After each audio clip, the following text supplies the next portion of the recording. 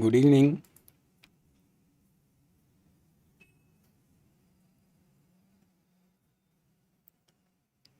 So welcome to second day of our session.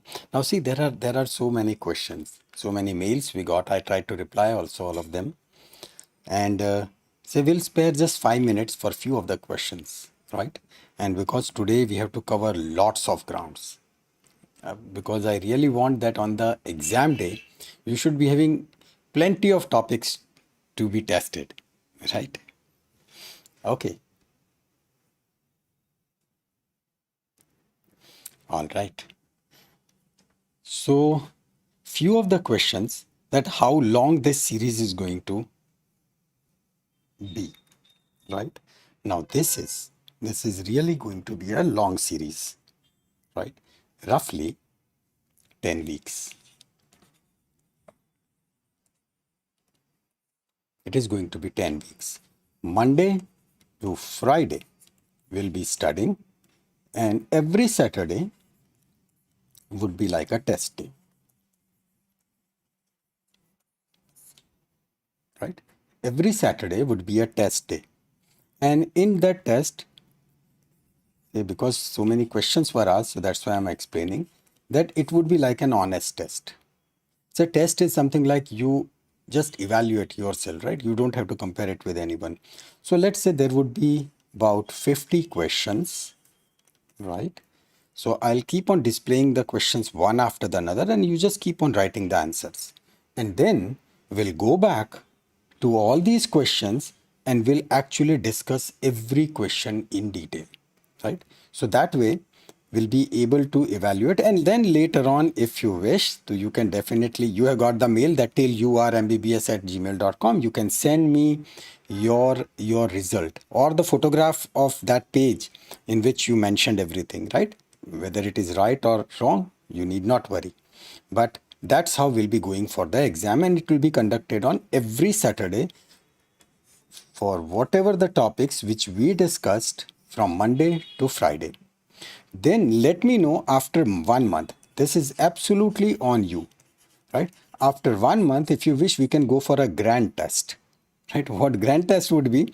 It's like in the entire month, whatever we studied, we'll be going for that test. And then we can have a super final, right? That is on the 10th week, we can go for even that type of test also, right? Yes, they will be, say, as such, yes, they will be MCQ, but I don't want to restrict myself to only MCQs. How if I show you one image, right? And in that image, something would be marked, right? Something would be marked like number one, number two, and then you have to figure out that what is that structure. So that way, I won't be giving you the options, but this would be a very good form of test, right? In which, say, as we'll proceed, right? Not this Saturday, but as we'll proceed further, you'll be learning CT, MRI, and some of the, say, dissected materials, or that way some of the pathogens, some of the bacteria. So it's like, what if I mark those numbers and then I tell you to identify? It's okay in case if you don't get it, but one thing is sure, that if we have not studied, I'll not ask. Questions would be asked only from the matter which we have discussed, right? Yeah, exactly, like labeling. That's right. Yes, so definitely that's what my wish is, that to include those image based question. I think that's the correct term, image based question. But in that image based, in real exams, so even if it is image based, so then there are options given. I don't wish to give you the options, so that way I'll be putting slightly more load on your brain, right? Later on, if you wish, and you, if you'll insist, I'll start putting those options also. But initially, why to do that, right? Let's learn it in the most interesting way. Okay. uh Elevation, depression, inversion, eversion, sure, I'll do that, right? Don't worry. Okay, sure, we'll take that. One more question which was asked about the links. Friends, obviously now you won't be getting the individual links, right? It is like every day we are meeting over here only. So in case if you have not subscribed or you have not turned on the notification, right? So just turn it on so that automatically every day you'll keep on getting these links. And you can also set a reminder, right? So in when say for our today's session, if you just click on add to reminder, so you will get a reminder also just before few minutes, right? And what I'll be doing is, say for this entire week till Saturday, right? If you have noticed, so for today, tomorrow, day after tomorrow, all the links have been generated, right? All the links. So it is like week 1, day 2, day 3, day 4, and then there is test day, right? By Sunday, again, all the links for week 2 would be generated. So there won't be any confusion, right? So you'll be getting all of the links. And the last question is, email ID, sure, I'll give that. I'll give that. The PDFs, yes, those PDFs, they are on the cloud, right? Google Cloud. And the link has been given. Link has been given into that comment section, right? It is there also into the chat also. And it is that link which has got no password. So you just click on that you'll reach to that folder, and in that folder you'll be getting yesterday's PDF also. And as soon as we complete our today's session, you'll be getting the link for even today also, right? Just after 15-20 minutes, I'll be uploading it over there. So that way it will keep on remaining over there. So you can always access to that. Yeah, email, someone has already mentioned. So that's good. It is like till you are MBBS. Yes, right? I'll just grant that. That's right. So that is still you are mbbs@gmail.com. That's right. Right. So thanks. Right. You eased my work. Yes, Zaid. It's like I'll only conduct the exam. Right. So let's start our today's topic. Right. Just a brief introduction. Right. And we start with our today's topic. What shall we be discussing today?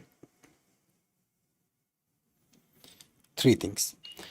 See, we started with bones, right? But yesterday was just like a trailer. Today, it would be a real film. We'll be talking about bone. We'll be talking about, because we are dealing with skeletal system, right? So we'll be dealing with cartilage. And then we'll be dealing with joints. See, honestly, when I was studying, I was having lots of problem, right? Sometimes that hyaline cartilage is coming, sometimes this fibrocartilaginous is coming, sometimes out of thin air that elastin is coming, and then various types of joints. Someone is telling hinge joint and someone is telling pivot joint, and then sometimes those cartilaginous things were coming up. It was so confusing. That's the reason that today we'll be making a very crystal clear thing, that what is the actual relationship between these three, right? Something which is collectively forming a skeletal system, right? Skeletal system. I'll be giving you all the important keywords. So that way, whenever you'll be learning anatomy, you'll be having, in fact, joints, etc., will become a pleasure, because you'll be able to say it with confidence that yes, this is this type of joint, or this is, say, a pivot joint, or this is a saddle type of joint, right? All those things would be crystal clear. So let's start with our bone, because we have already talked about it. All I need to remember, all I need you to remember is that what was osteocyte, what was osteoblast, and what was osteoclast, right? You remember that, right? So cyte was for maintenance, correct? So it was for maintenance. Blast was for the formation, and clast was for the destruction. True? But we'll follow the same principle. Plus we'll be adding something to that. Then this knowledge will be adding into the cartilage, and then combination of bone and cartilage, and then adding few muscles to that. That is where it will take us to the joints, right? Yeah, all good. Will you cover all important every subject of? Well, see, if I can do that, right, just within say 10 weeks, if I can cover all the 19 subjects, right, so it is like it will become a world record, right? I'll try to complete. What I'm telling is, say, it is not end of the world, that is, say, by after this 10-week series everything is finished. No, no, no. This is like I want to create this foundation, that foundation, so that you will be strong enough to understand any of the subject with comfort and ease. So you'll realize that thing by the end of this week. That is, after those 3 4, after these 3 4 days, when you'll go back to any of the anatomy topic, you'll find so comfortable, so easy. And that's why, say, at times it happens that I know some of the topics are very basic, but I'm considering as if I'm teaching a student of Sem 1, semester 1, right? Well, there are few seniors also, but why it is for semester 1? So that nothing is left by chance, right? Nothing is left. And see, truly speaking, even at times, means I'm maybe your reading must be better, but in my case, yes, it was there that I was having many problems, many queries, even in final MBBS about the anatomy and physiology. Yes, I confess, yes, it was there, right? But then once you clear it, and then when that understanding develops, then you are so happy, right? So please, at times, if you feel like that these are very basic, so just consider that you are say just coping it up, coping with those topics, and they are getting done for the benefit of the semester 1 student. Okay. No, no, no, no, no. It's not like that, right? This week, yes, this week it is anatomy only. That's right. The next week will be going for physiology. Regarding this elevation, depression, elevation, say this is the shoulder, this is elevation, right? When it goes up, elevate, right? It goes up. Depression, when it goes down, that is called as the depression, right? So that is elevation and depression. Uh, what you want me to repeat?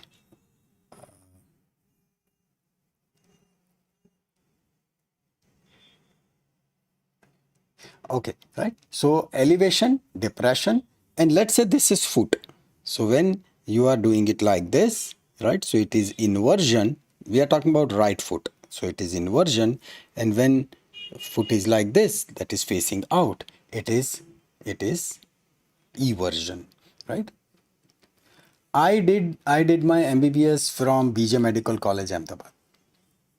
Yes, I'll be teaching physiology. It would be starting from next week. So order will be like anatomy, physiology, biochemistry, and then pharmacology, right? So this is the plan for first month. Then we'll proceed, and even you can also give your suggestions in case if you want any of the topic आगे पीछे. So just let me know. Okay. Not obviously, not the whole anatomy, right? It is like foundation. And say for example, you must have seen that entire upper limb. So it is already I have put it on YouTube, right? All the videos, everything is available along with the dissection and everything, right? No, initially this foundation part is for 10 weeks. Then we'll be going further. Regarding compact and spongy bone, don't worry, right? We'll be talking in depth about that thing today, right? So let's start with our topic. It is the bone, right? Starting with the bone. Here is the simplest of the diagram. And yeah, so this is a long bone, right? So that's a long bone.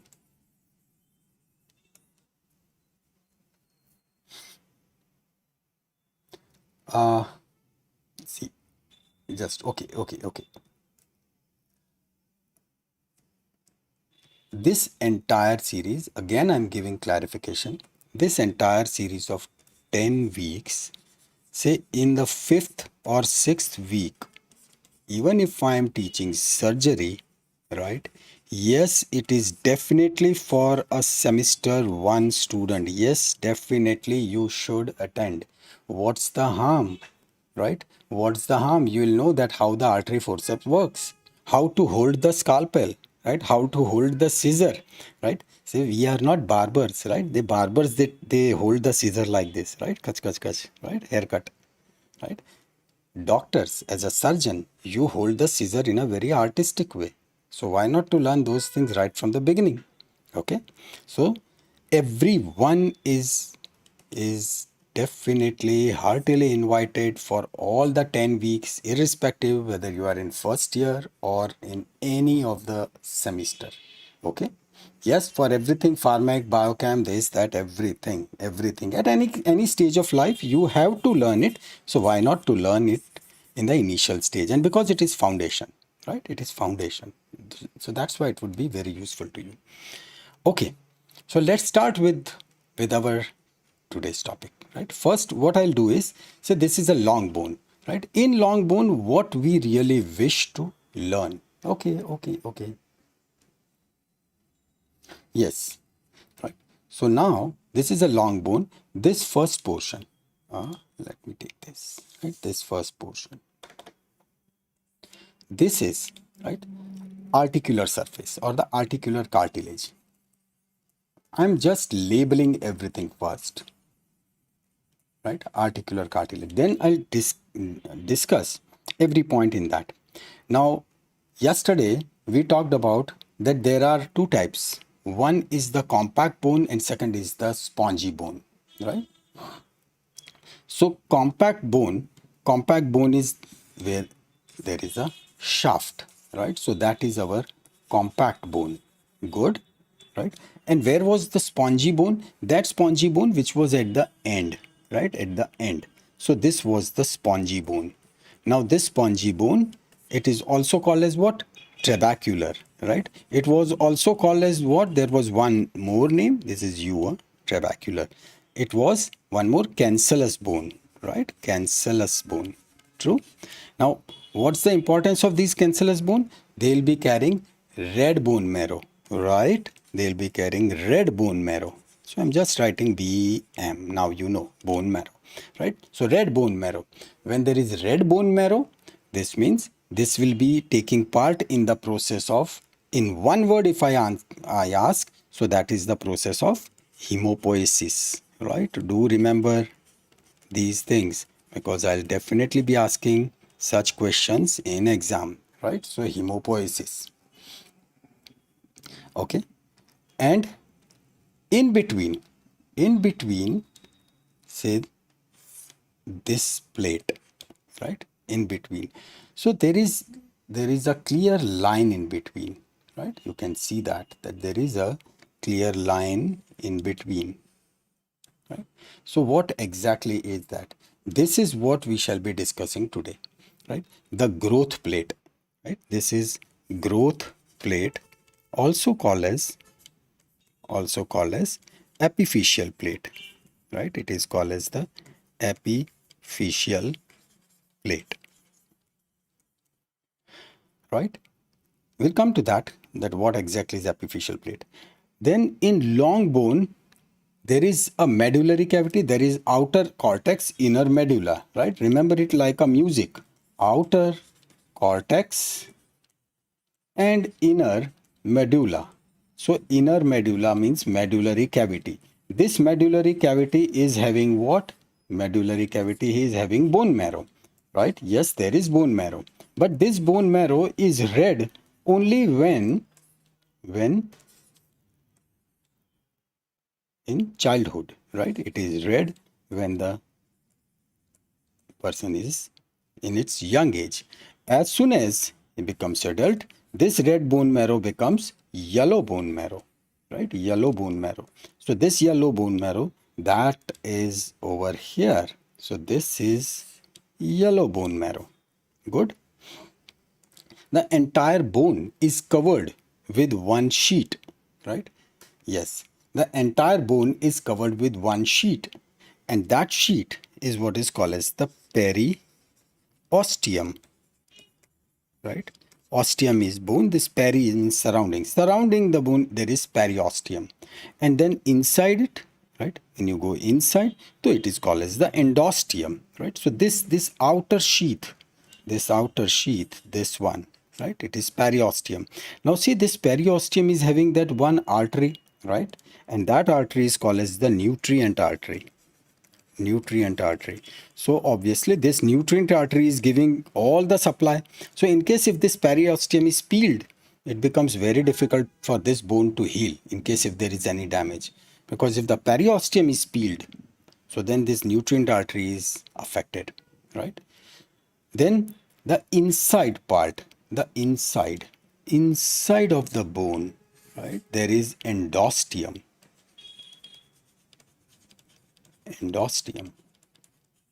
right? So this is a layer which is inside, right? So that's what we saw. Now going into the details of that, the idea is just one, that we know about not only the bone but about how exactly, say, it will be involved into various pathologies. So that's why all this thing will be having a direct effect on the pathology, right? So this part is clear, outer cortex and inner medulla, right? Over here, say this articular cartilage, right? This is what we said cartilage, right? Now this cartilage, where is it? It is articular. It means it is articulating with something, whatever, right? Let's say if we consider that, let's say this is femur, so then that femur will be articulating. But the idea is articulation means it will be forming the joint, right? So whenever it comes like this, do remember that even when a question is asked about the cartilage, if you say hyaline cartilage, right, you will be almost correct, right? Because hyaline cartilage is abundant. It is maximum in the human body, right? So over here in articular cartilage, in all those important areas, always you will find the hyaline cartilage, right? So this articular cartilage, it is hyaline cartilage. How hyaline looks like? Yes, we'll see that, right, when the cartilage will come. But just do remember, because everything is actually very much connected, right? Okay, coming back to this periosteum, right? Periosteum is what? Periosteum is that covering, right? So this periosteum, now we are dividing it into two parts, right? Periosteum, we are dividing into two parts. One part which is the outer surface, right? It is the outer, and obviously the second one would be the inner. This outer one, it is thick and fibrous, right? It makes sense because its function, it is thick and fibrous.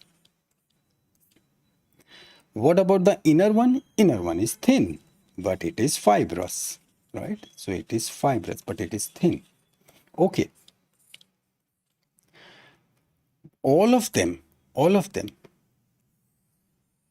right? What do? Say these outer surface,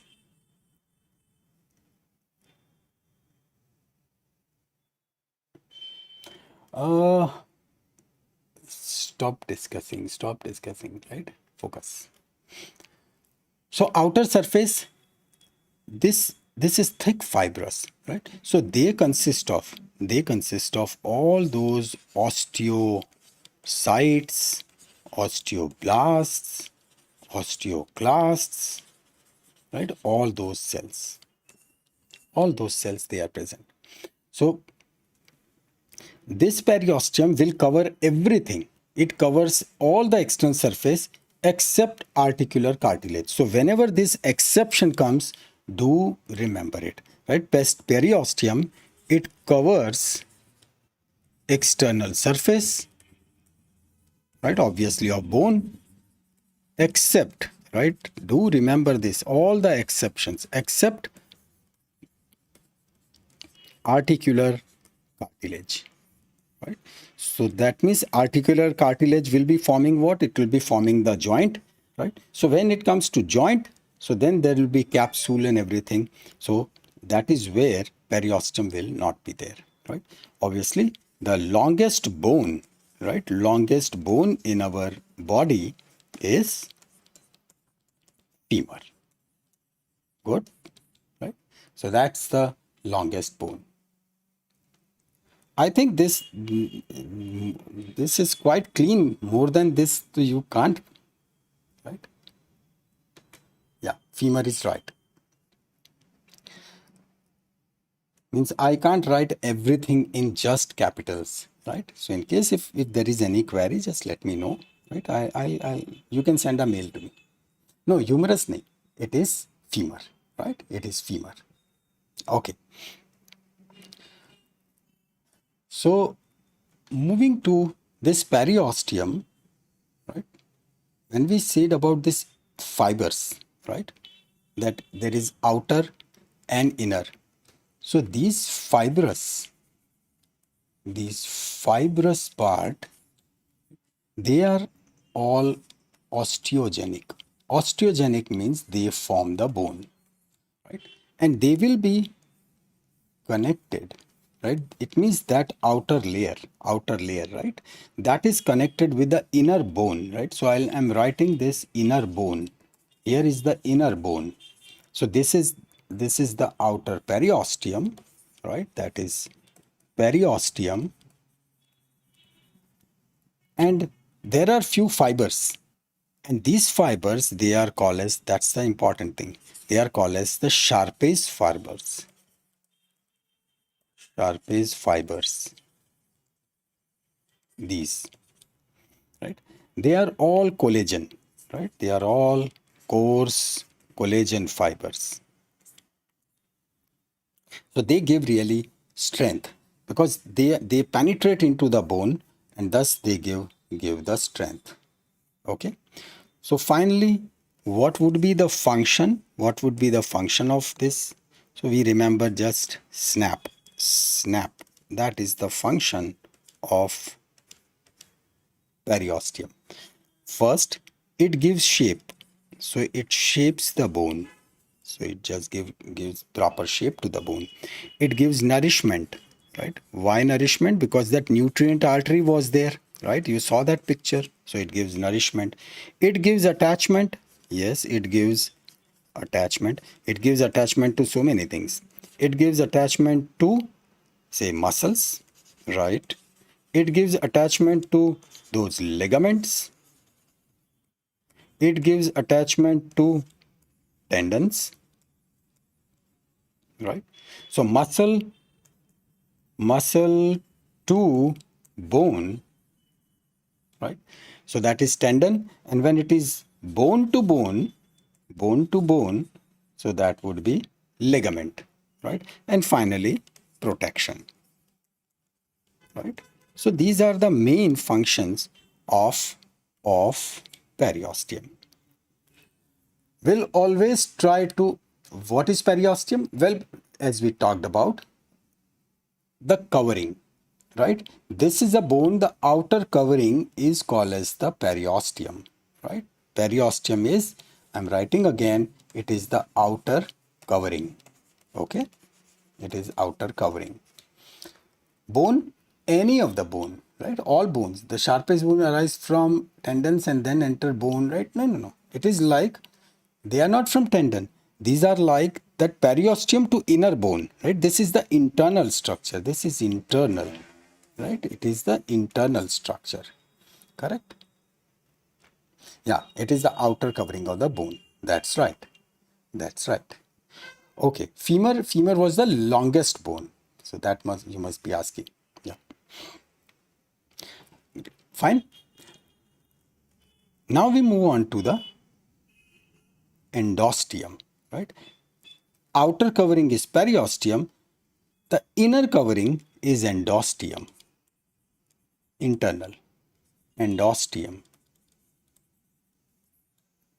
Right. And this is a cellular membrane, right? So over here, what do you get? You get all those cells. Whenever we say the cellular membrane, it means osteocytes, osteoblast, and osteoclast, right? I think now you will understand if I start writing in short, right? This is osteo. So osteoblast, osteoclast, right? Right? So all of them, they are present. This is the reason that nutrient artery, when it is peeled off, it is a problem, right? And second, this periosteum is very sensitive to pain. So sometimes while giving injection, for some reason, if the needle touches periosteum, it gives severe pain. It gives severe pain, right? So do remember this. It is very sensitive to pain. So any of the injection, in case if it is touching, right? So it will be almost like this, right? So this is injection. I'm writing in short. Yeah, inner covering is, that's right. Inner covering is endosteum. Okay. So when it was like young bone, right? Now we are going into slightly more detail. Young, long bone. So how is it? How this bone really grows, right? Making a schematic diagram, absolutely schematic. So bone is having the shaft and then it is having two ends, right? Every long bone is like this only. So this long bone in the initial stage, this is red bone marrow, correct? This is red bone marrow and then that's how it grows. But this central one, right? Central, the shaft, when it goes to say the ends, this is the end of the bone, this is shaft of the bone, right? Over here, this portion, this end, it is what is called as the epiphysis. Epiphysis, right? And then the second one, it is what is called as the over here, which is into the shaft. This end is epiphysis and this is diaphysis. I'm trying to make it as simple as that, right? This is diaphysis. Then this diaphysis, it grows, right? It is when the point at which this diaphysis ends, right? The point at which diaphysis ends. So I'll draw it like this. I draw it like this. So that is what is called as the metaphysis, right? It is called as the metaphysis.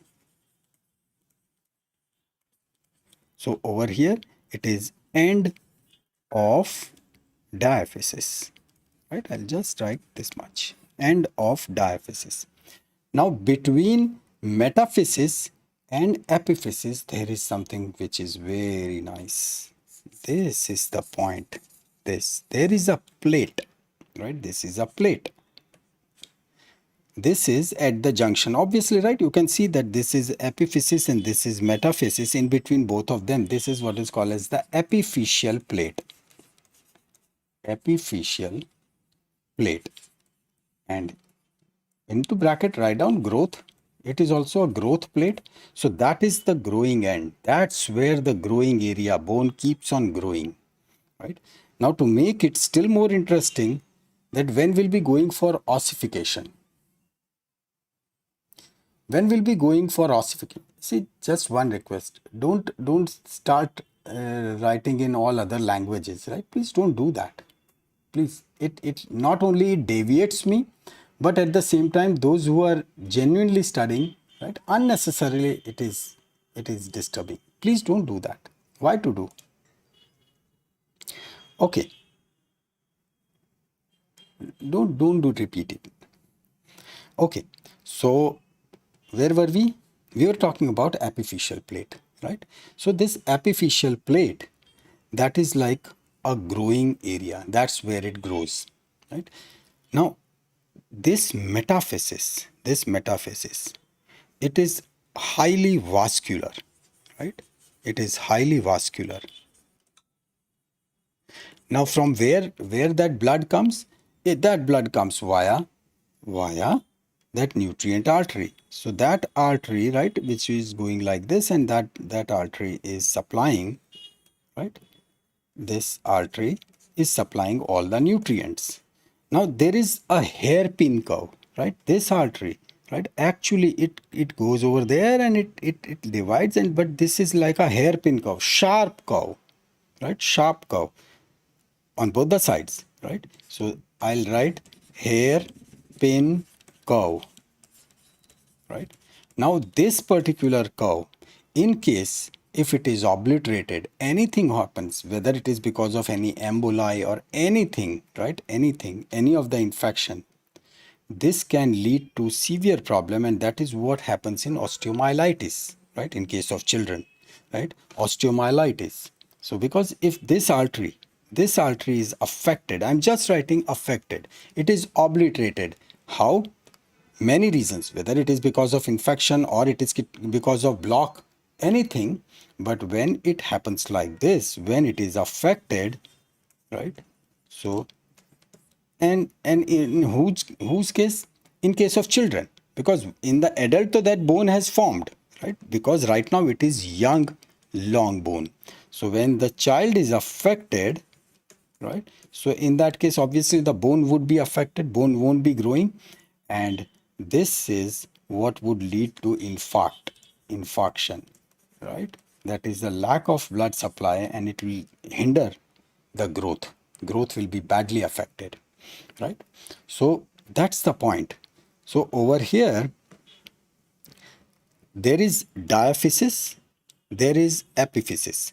Diaphysis is in the shaft, epiphysis is at both the ends. So here also there would be epiphysis, right? Here also there would be the growth plate, correct? Right? Here also there would be metaphysis. So that is like both the ends would grow.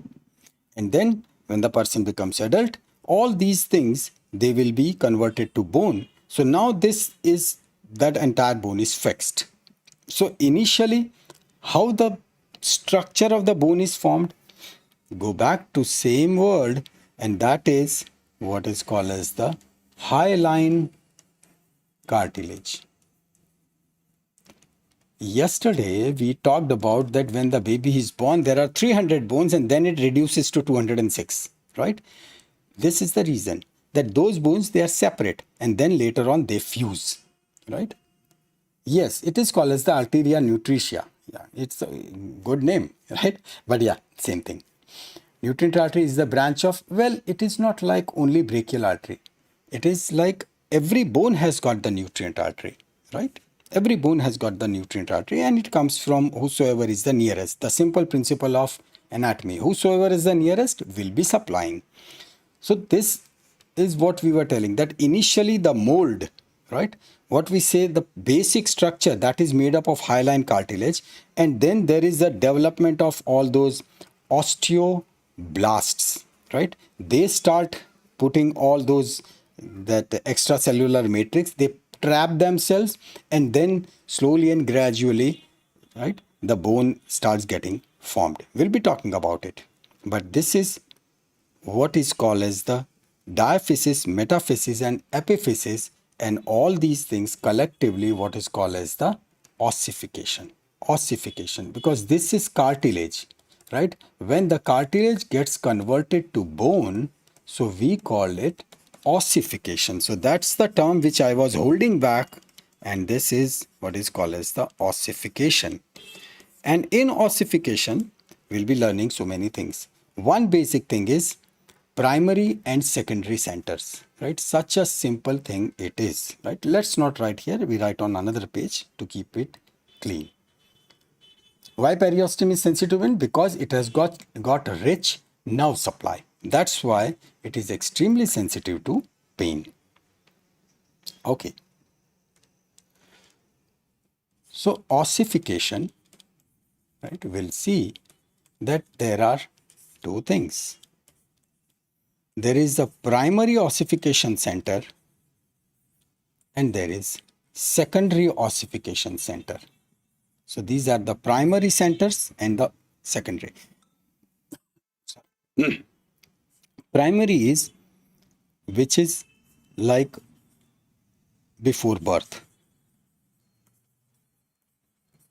and this is usually one. This is usually one only.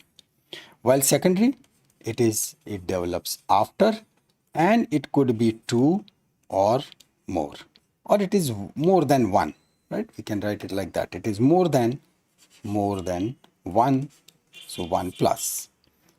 And then we'll see the details.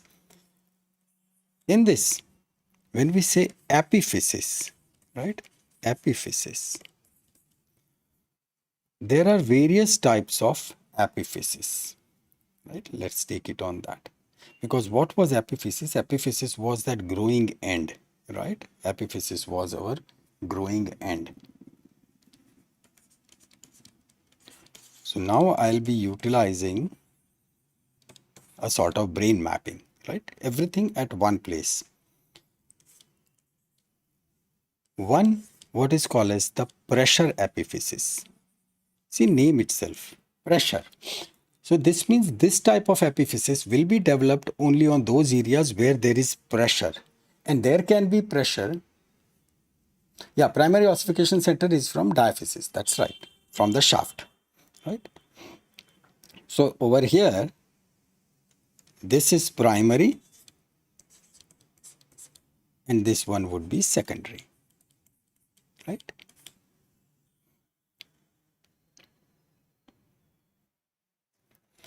So epiphysis, one is the pressure. Pressure is where there is, let's say, transmission of body weight, because that's the area where there would be pressure, right? So classically it would be into those articular cartilage, right? Those articular area or the articular cartilage. So that portion will be having the pressure epiphysis. Where you get it? Say for example, head of femur, right? Or head of humerus. So these are the areas where you are handling the pressure. The another type is what is called as the traction epiphysis. One is the pressure, second is the traction. Traction means to pull, right? So that is what is called as the traction. So let's highlight it like this. This is pressure, this is traction. Now in case of traction, as we said, that it would be because of pull of muscle, right? It would be because of pull of muscle, right? And they ossify later. So it takes time. They ossify later. Where will you really see these things?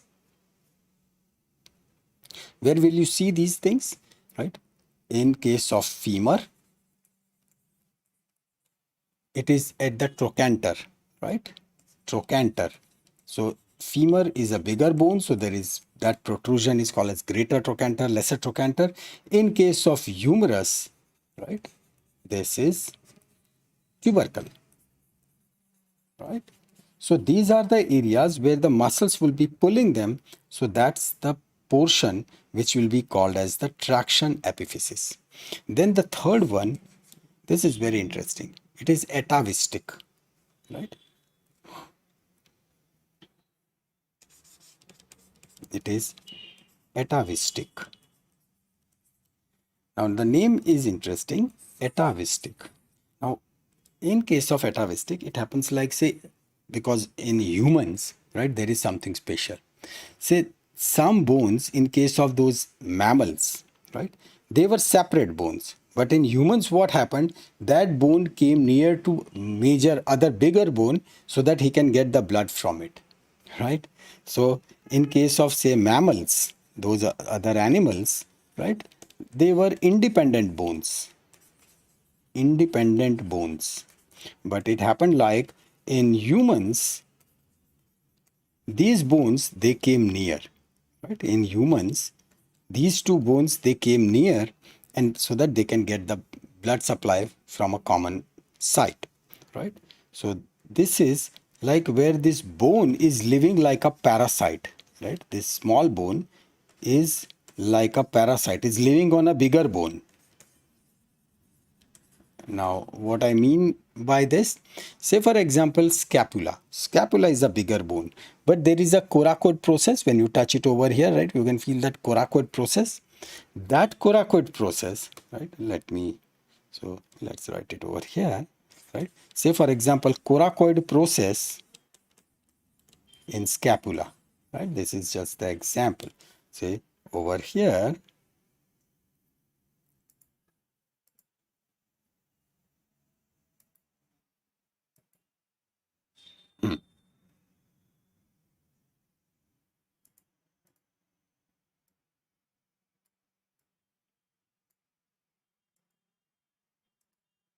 okay,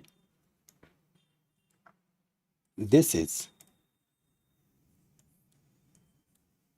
one is coracoid process.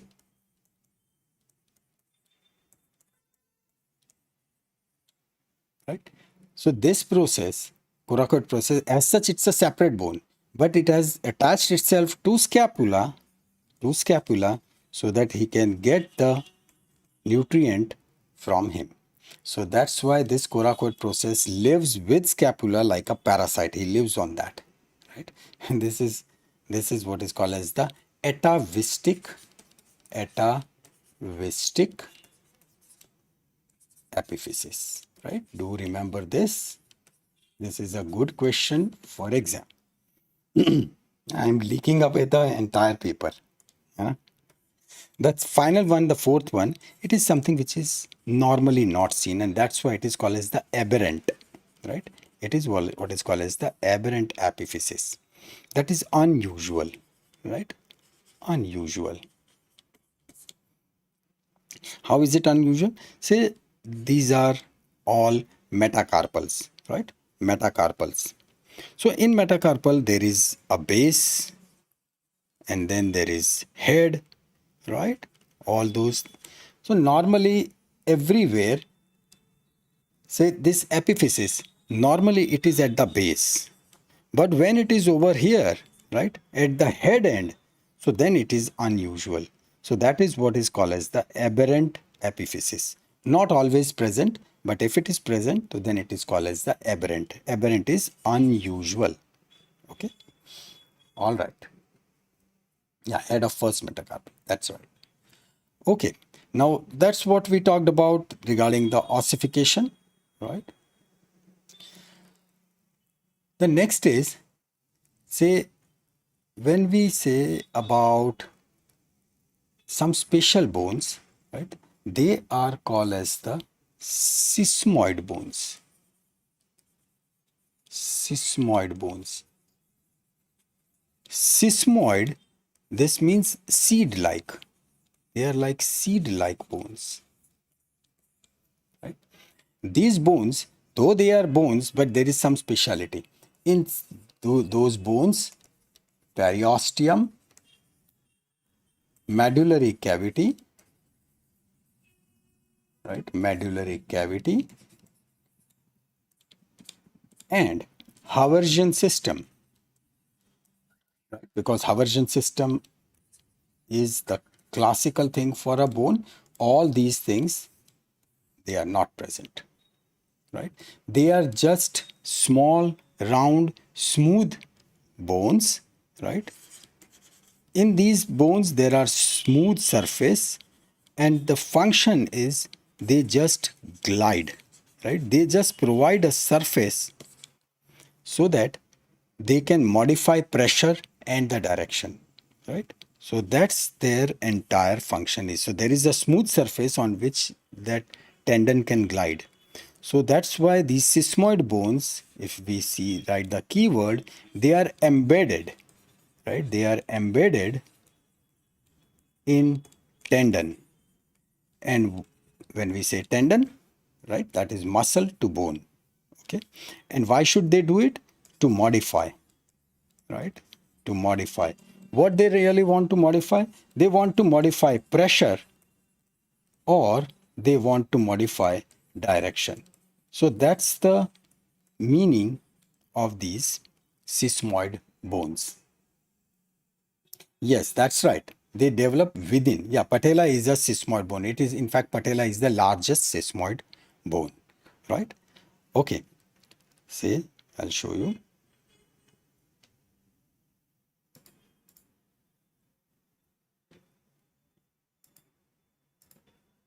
Right. So over here, that's the patella.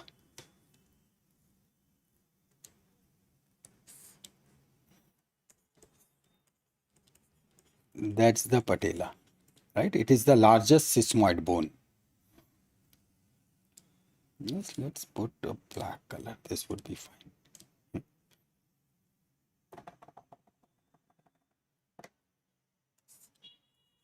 So this is patella.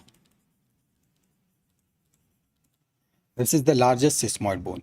Now it has to be in the tendon. So over here, right? Over here,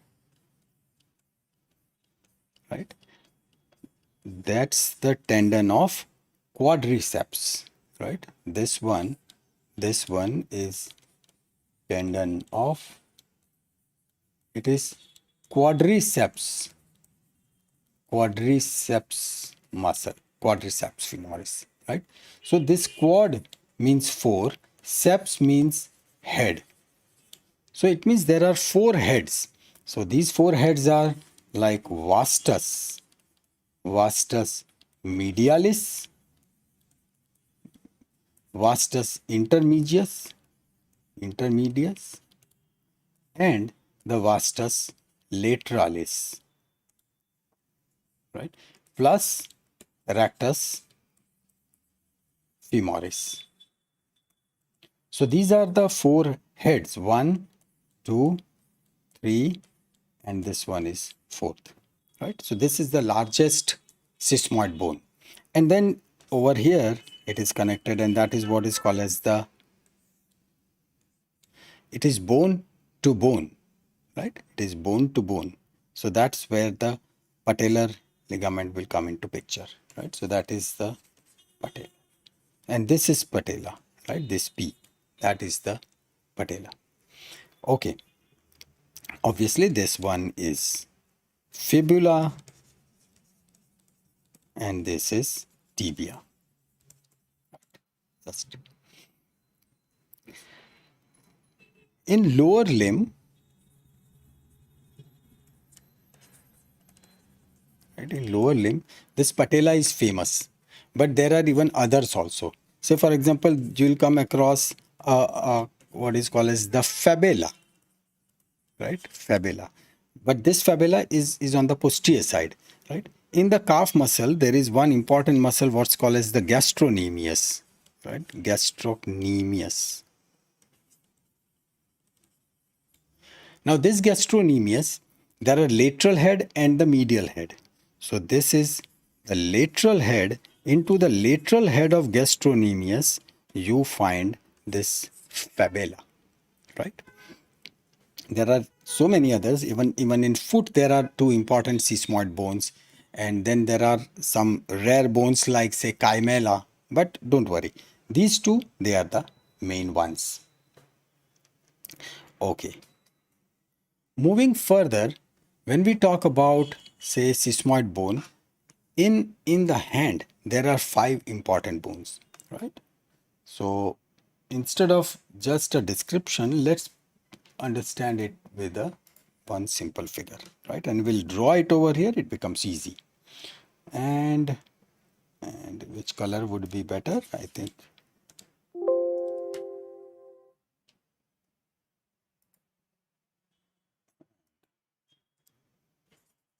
yeah, that's okay. So total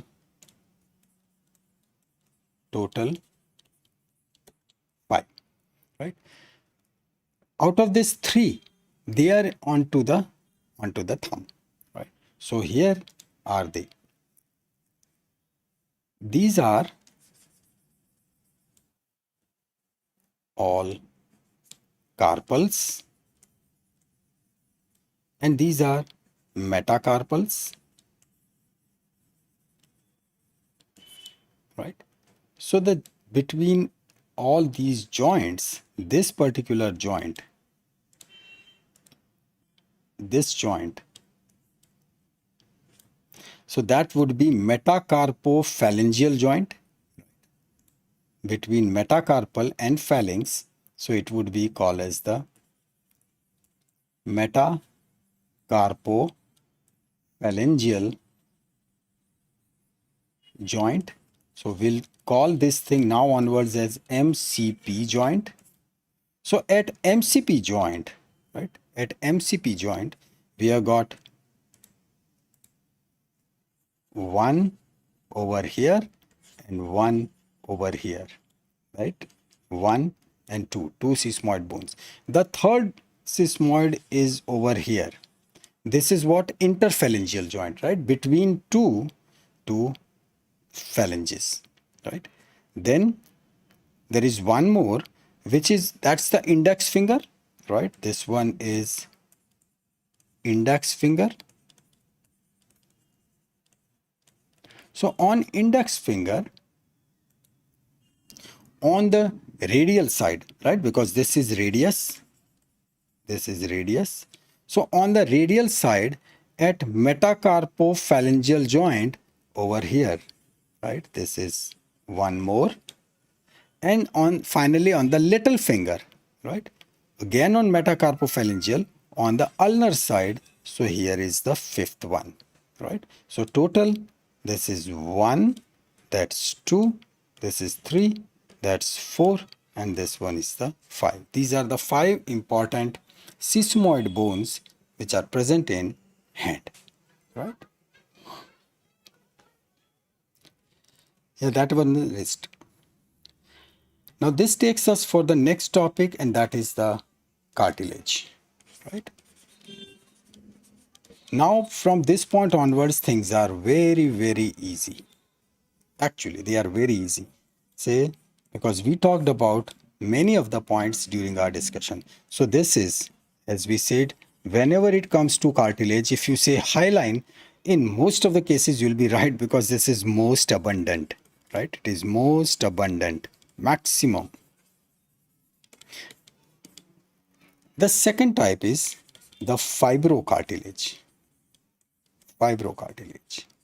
So name itself is telling us so much, that this is a combination of fibrous and the cartilaginous cells. Yes, actually it is a combination, right? And the third one is the elastic. This name is telling elastic. Yes, it is elastic so that it is stretchable, and when it releases, it comes back to original place, right? So that is elastic. This cartilage, remember what it is. Cartilage is not as tough as bone, and it is not as soft as muscle, right? The function is, it is for the flexibility. So that's the keyword which will be take home, that it is for the flexibility, that these cartilages, they play a major role, right? Now let's understand these cartilage, in that, are they so really important? Where do we see these cartilage? They are what is called as the flexible connective tissue, right? Flexible connective tissue. We start with where it is very important, right? Joints, right? Joints. We'll be watching these as at the joints. Then let's say ear, outer ear, right? That entire ear which is giving that shape, right? Shape, that is outer ear, that is ear. It is present in nose, right? That nose, that entire structure. Then intervertebral disc, where it will be acting as a shock absorber, right? Very important areas, right? But one point which we should never forget, that is trachea, right? If you touch over here, you'll be able to feel that trachea, and then let's say this is the trachea, so then you'll be able to feel some ring-like structure, right? Some ring-like structure. That is something which is keeping these trachea open, right? It is a cartilaginous ring. And this cartilaginous ring, that is the trachea. And as we know that this trachea would be dividing into two parts, right? That is the right and the left primary bronchus, right? That is the primary. The first division, it is what is called as the primary bronchus. Then this primary would be once again divided, and then that is called as the secondary bronchus, right? Secondary bronchus. Then once again these secondaries, they will be dividing, and it is called as the tertiary bronchus. I'm writing all these things because cartilage is present up to this level. So you will get that these cartilaginous rings, they'll be like this, right? They'll continue till tertiary bronchus. After that, it is called as bronchiole, and then there are no cartilage over there. So how those bronchioles, they remain open?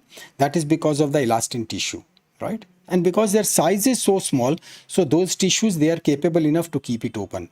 Now these trachea, primary, secondary bronchus, they are big, right? So that's why this is a special mechanism to keep them intact, keep them open, so that one can breathe fine, right? So that's some important point that I would just write no cartilage in bronchioles. Bronchioles, right? Bronchioles, that is when the tertiary bronchus, they divide, and then goes all the 15-20 generations of those division, they are all bronchioles. Finally, they all land up in acinus, and then finally the alveoli. And that is where the oxygen carbon dioxide transfer occurs, right? But do remember that these cartilages, they are present in primary, they are present in secondary, and they are present in tertiary bronchus, obviously trachea, right? Regarding this joint, ear, nose, and the intervertebral disc. You learned trachea is made up of 9 different cartilages. Well, yeah, there are cricoid cartilage, still there are other things also, right? Right now, let's come to this point, right? Let's understand about various types of cartilage. We are coming to that.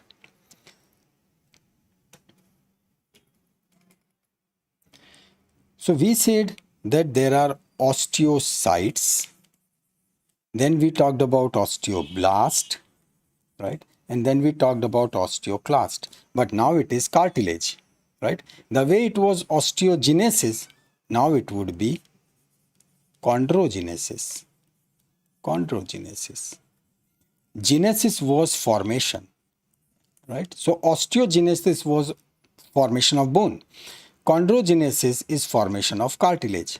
So now we have got chondrocytes, right? We have got chondrocytes, then we have got the chondroblast, and we have got the chondroclast. All the functions, they are exactly the same, right? What we understood in bones. So this is like maintenance, right? This would be like formation, and this would be like for destruction. Correct? Easy? The way those osteoblasts, they were forming those fibrous tissues around it, and then finally they themselves were getting trapped. Same thing happens even in case of, say, this chondroblast. Almost the same thing, it happens. And that's the reason that what was happening to those chondroblasts, as those chondroblasts, they were laying all those extracellular matrix, and then finally they were getting trapped. And then that was what was called as the lacuna, right? That was what was called as the lacuna, right? This space in between was called as the lacuna. Lacuna means space, right? Lacuna means space. Same thing happens even in this case. And then we were calling such osteoblasts as osteocyte. Same thing over here. Same thing happens. So now we call them chondrocytes. And these chondrocytes, what they do, they start forming that extracellular matrix which is collagenous, right? So this is what they form, that is that extracellular. What we'll just see the figure also, right? Just a bit. Extracellular matrix. Extracellular means that there are chondrocytes, there are cells, and surrounding the cells, it is the extracellular matrix, right? And that's what it is like now, called as the cartilage. Remember one thing, that the speed at which the bone develops, right?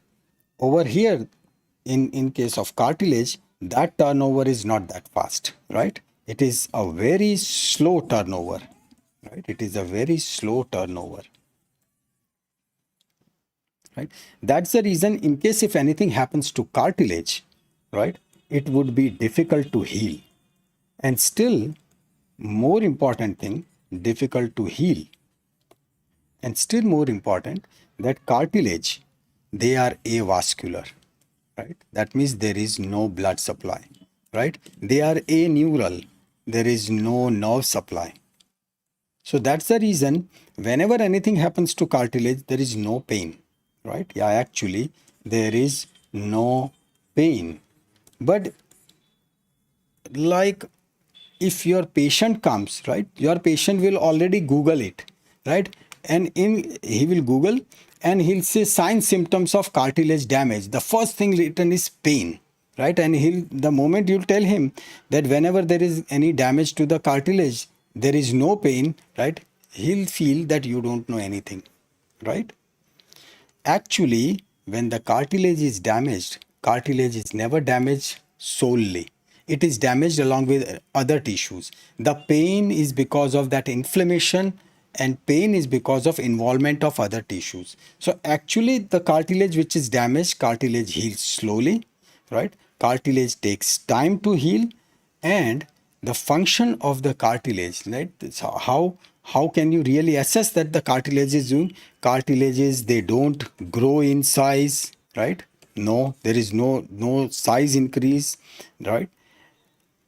So I'll just cross this size.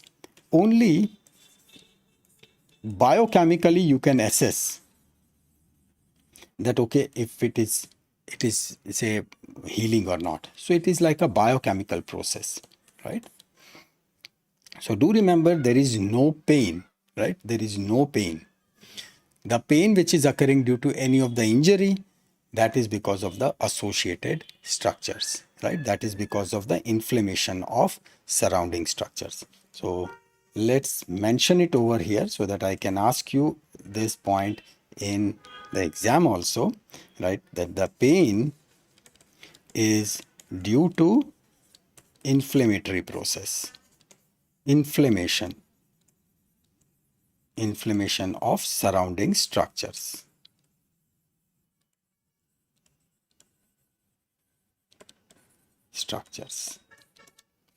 Okay. This is because our say those chondrocytes, they are laying what? They are laying extracellular matrix, right? So why exercise is important? Because whenever you do exercise, right, how actually can you become strong? Because when you do exercise, and in exercise we always say that there are two types of exercise. One, what is called as the strength training, right? I'll give you the example. Strength training is like you do squats, you do lunges, right? You do, so those squats, etc. So they are making you stronger. And second is like endurance. Endurance, you go for a long run, right? So this is like a combination. When you do this, it actually stimulates, right? So this is plus, this is stimulation. So it stimulates the production of extracellular matrix, right? Extracellular matrix. And it is this extracellular matrix which will lead to improved joint health, right? It will lead to better joint health. That's the whole idea, right? Similarly, when we'll be dealing with say other muscles, etc., joint, etc. So at that point also you'll find that yes, exercise has got a very big role, right? Okay, as we said, there are three types, right? So first is the commonest, that is the hyaline cartilage, right? And in embryo, entire body, the entire structure is made up of hyaline model, right? All the bones which will be developing in future,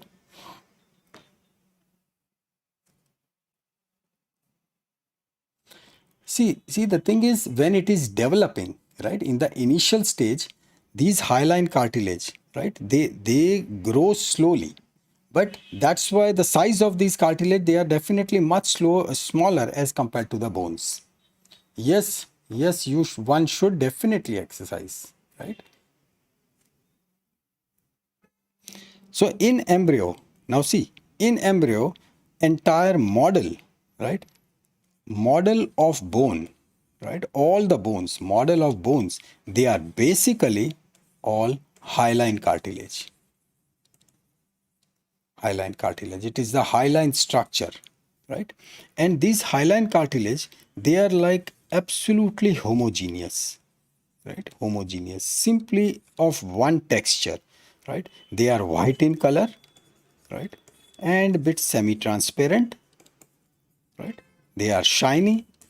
So that's how they really look like, right? Now, if you figure out that where do we really see that, we talked about it. One important point at the articular surface, right? At the articular surface. Then second important point, that where do we see epiphyseal plate, right? Epiphyseal plate.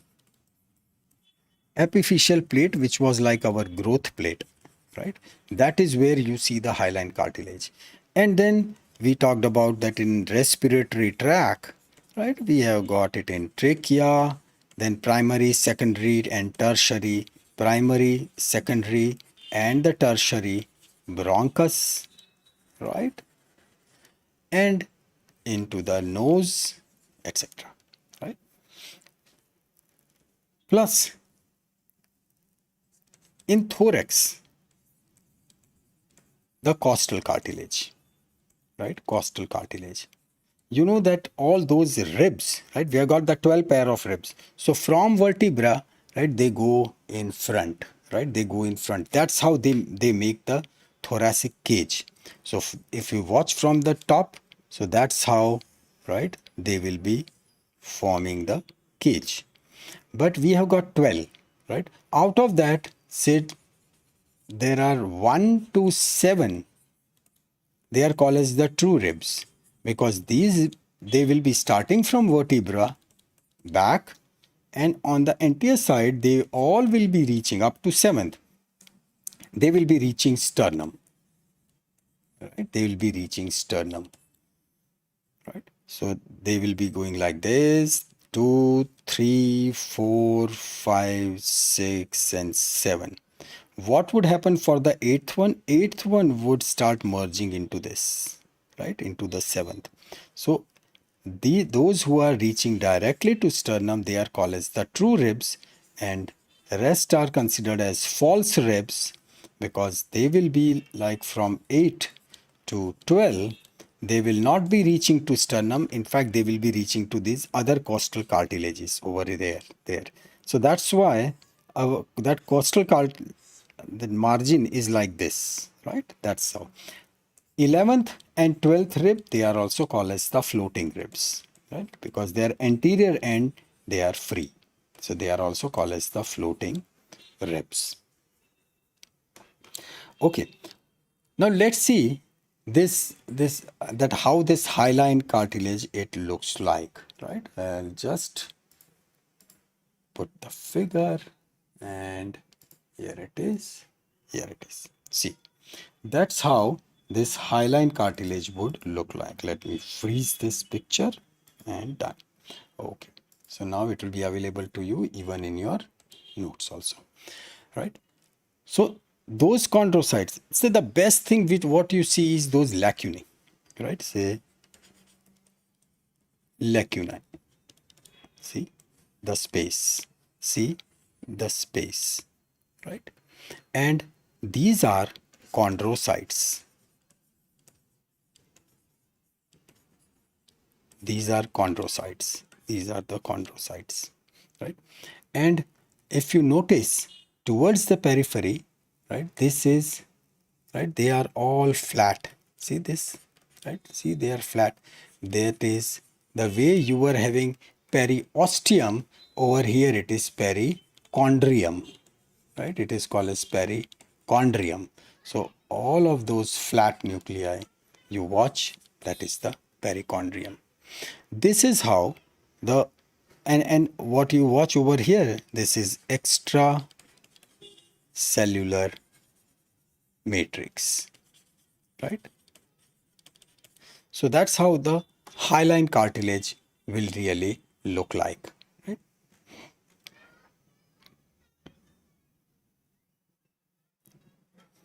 Okay. So when we say cartilage, right? So there is extracellular matrix. So I'm writing in short. Then we have got the chondrocytes, correct? Chondrocytes. And then we saw what was like perichondrium. True? We saw these three things into that image, right? Extracellular matrix, chondrocytes, and this perichondrium. Right? And yes, those chondrocytes, they were into that lacuna, right? It was like this, and this was, I'm just writing L over here, so that is the lacuna. Right? The point is that these chondrocytes, they are less in number, right? You must have noticed it is less in number. But this extracellular matrix, right, in that you have to remember two words, right? And when I'll say that word, so I'll ask that, can you agree to that, right? That for extracellular matrix, so I'll write it separately for extracellular matrix, right? Can you agree that it would be like type 2 collagen, right? And the name of that collagen, as I asked 2 times, I'm asking again that can you agree, right? Because name of that collagen is agree can, right? Can agree. So this is agree can, right? That's the name of that collagen in the extracellular matrix, right? Now these are like fibers, so you need to stick them. So there is something, what is needed is a glue. So we'll require a glue to stick them together, right? And this glue is specially made for cartilage, so we'll call it chondro, right? And it is called as the nectin, chondronectin. So this chondronectin is nothing but it is glue. Then there is lots and lots of chemistry and everything is associated, but these two words, they are the basic keywords for the extracellular matrix. The perichondrium, as we said, that this cartilage, right? Yeah, this cartilage is not getting any blood supply, right? There is no blood supply. So then how is it getting any of the nutrition? This is getting it with the help of what's called as the diffusion. Diffusion. So when the substance moves from high concentration to lower concentration, that is what is called as the diffusion. So over here, these cartilage, because these are like articular cartilage, right? So they will be into the capsule, right? And that's where it will be getting from the nutrition. So diffusion is from, like, say, synovial fluid, right? So synovial fluid. So synovial is a type of joint. That's what we'll be seeing in joints, that what really happens in case of synovial fluid, right? But the idea is that synovial fluid is loaded with nutrition, and simply with the help of diffusion, these cartilage, they get their food, right? Okay. Let's move on to the second type, right? And that one is fibrocartilage. And name itself is telling that it is fibro, so fibrous, and the cartilage, it is a khichdi of both, right? Combination of both, right? So we have got fibro, that is those fibros, so fibroblasts. Yes, now we know the meaning of this blast, so they'll be creators. And in case of cartilage, there are chondrocytes, right? So fibroblast, chondroblast, all of them collectively, right, they are forming the fibrocartilage. Now this fibrocartilage, right, at so many places you will find it, right, at so many places, but they are very specific, extremely specific. One, within the joint, right, this is intra-articular, and that is where classically knee joint, right? Now if you study the knee joint, so there is meniscus, medial meniscus, lateral meniscus, and collectively they are called as the menisci, right? Many times that knee surgery is needed for all these sportsmen, etc., right, because of the injury. So what these menisci does, that's okay, right? Knee joint is flexing, extending, but when it flexes, it actually, the upper bone glides, right? It should not overshoot. So that's where those menisci, they will be pulling them back, so keeping it into the alignment. So that's why in case of knee joint, there is gliding plus that overshooting movements are there, overshoot. So that is what is prevented, right, by these menisci, so that they don't overshoot, everything remains into the parallel alignment.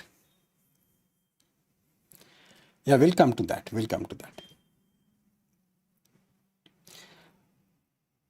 Okay. The next one is for the connecting intervertebral disc, right? So that is the function. Intervertebral disc is what it will be giving the cushion effect, right? It will give the cushion effect. Then there are few stratiform. Stratiform means layers. They are in the form of layers, like layer like, or they could be circumferential. So what circumferential is? Circumferential is, let's say in case of acetabulum, right? Let's say this is the hip bone. Now in hip bone, that head of the femur will go inside, right? It will go inside. That's okay. But if I just remove this acetabulum, right? This acetabulum,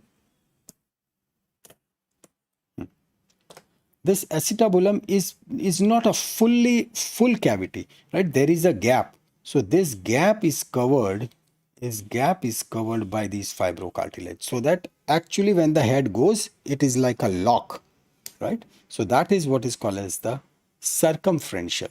And in these circumferential, it gives a better grip, better fit, right? So whether it is acetabular, right? Similarly, there is glenoid, right? Glenoid is very shallow cavity. So over there also you will find this. So it is what is called as the glenoidal labrum, right? So in both these cases, it gives better fit because it is fibrous, no? Right? So it has got better say support.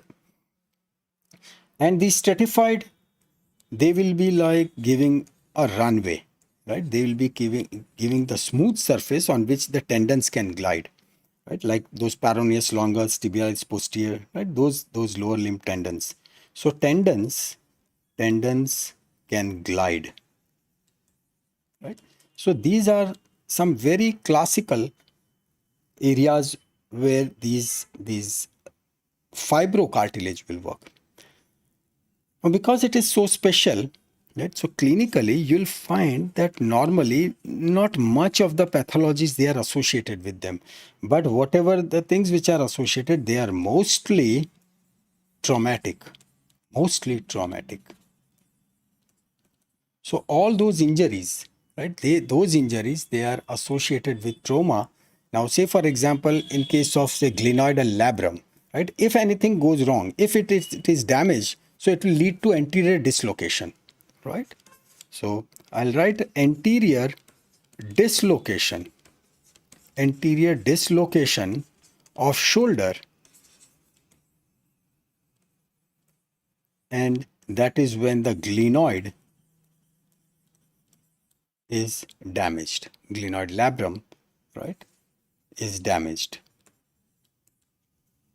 Now, just as we are just talking about, as we talked about shoulder, so you must be knowing about one important thing in shoulder.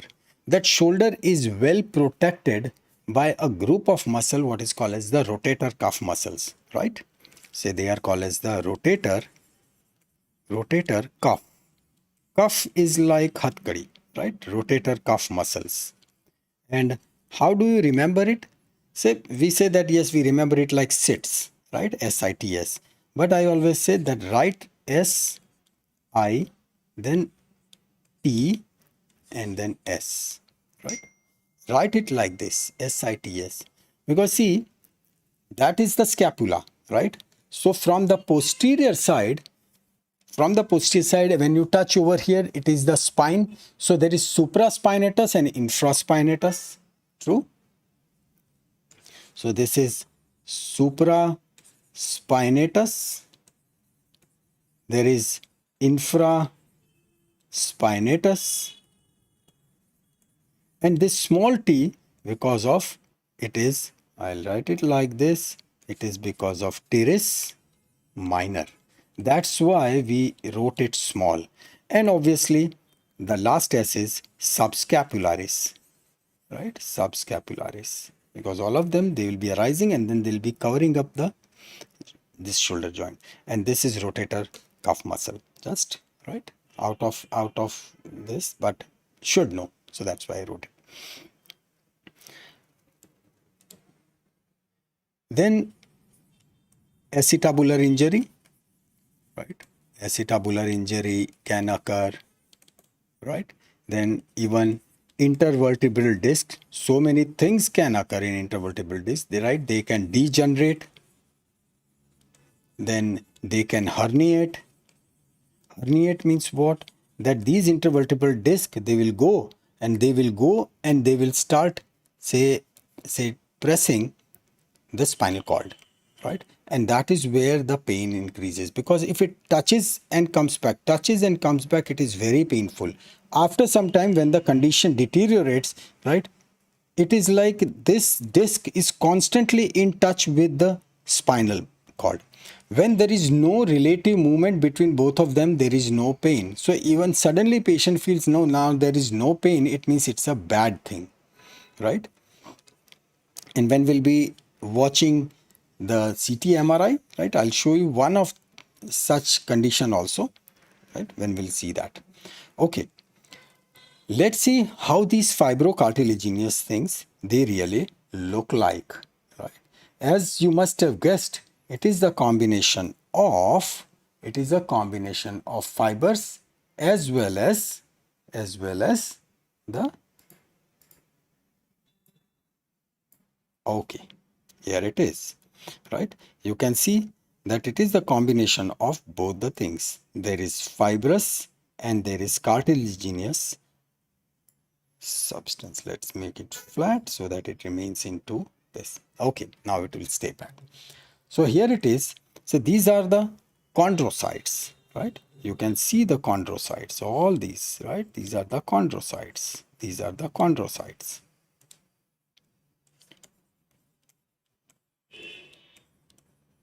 And you can see in between that there are these well behaved, all those, these are the fibrous tissues, right? All those in between, right?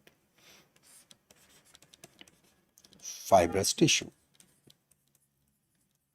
This is fibrocartilage. The third one is the elastin, right? Or the elastic.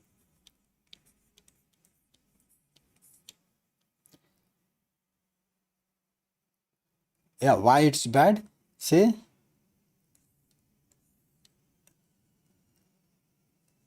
when in the spinal canal, now if this is a disc, right? Let's say this is the spinal cord.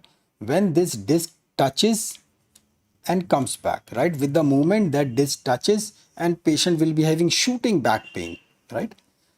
But when the condition deteriorates and this disc is now in is completely pressing this spinal cord. So now there is no relative movement. This is very important. No relative movement between the protruded, this disc has protruded, right? That disc has protruded and now it is touching the, let's say this is the spinal cord, right? And that disc is now in contact. Now if they both are moving together, there is no relative movement. So in that case, there won't be any pain. But very soon it will lead to grave consequences because now it will start affecting it badly. So this is where, as the situation initially, when things are like, if it touches and goes, it's very painful, right? So that's the reason. Moving on to this elastic cartilage. Both were first two, that is the hyaline and fibrocartilage, they were white. This one is dull yellow. This is dull yellow, right? One important point, right? First two, right? I'm just writing first two, they were white, right? They were glossy, they were white, they were homogeneous. Now this elastic, the moment I'll show you its picture, you'll recognize it immediately. But the point is that you cannot stain these elastic tissues with any of the normal stain. You require a special stain, right? You require a special stain, and it is worth knowing its name because it is having some very specific thing. This is called as the Verhoef, right? Verhoef.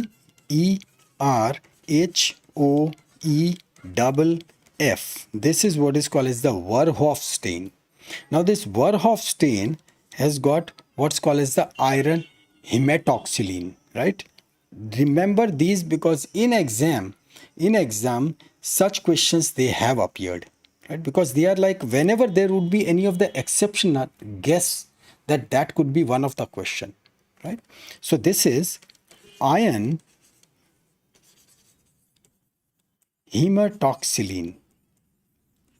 Now this iron hematoxylin it has got very special affinity, affection, right? That is what is called as the affinity. It means affection for these elastin, right? For this elastin.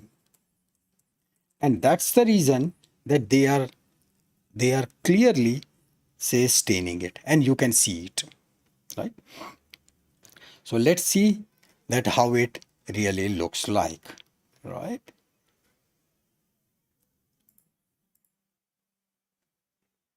And here is our lacuna in osteoblast and chondroblast. That's right.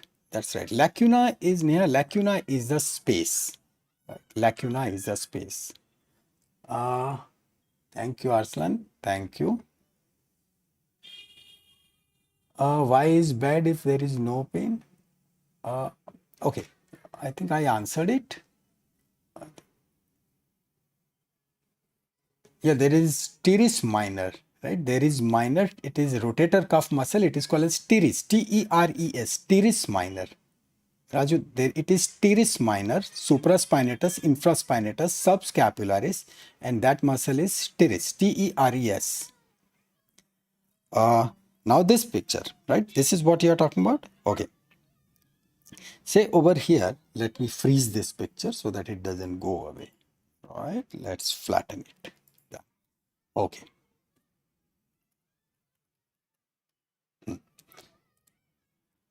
See the color. Whenever such image occurs, right? immediately you'll know that we are dealing with elastin. And where are these elastin fibers? All these purple colors, right? They are all elastic fibers, right? So these are elastic fibers. And in between what you are watching, yes, that is chondrocyte. You are right. This is chondrocytes, right?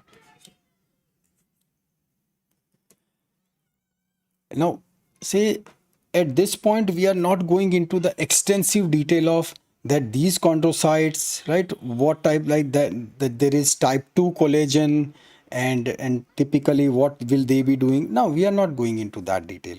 We are just understanding that yes, these are the three types. And where do you find it? Like say this is very special. Elastic means what? You stretch it and it goes back to its original state. So that's the reason that you will find this at one, that ear auricle, right? That ear auricle. Yeah, lacuna is seen. Say these are all lacuna, right? This dark thing is chondrocyte, right? And say this where I have put this black dot, right? That is lacunae, right?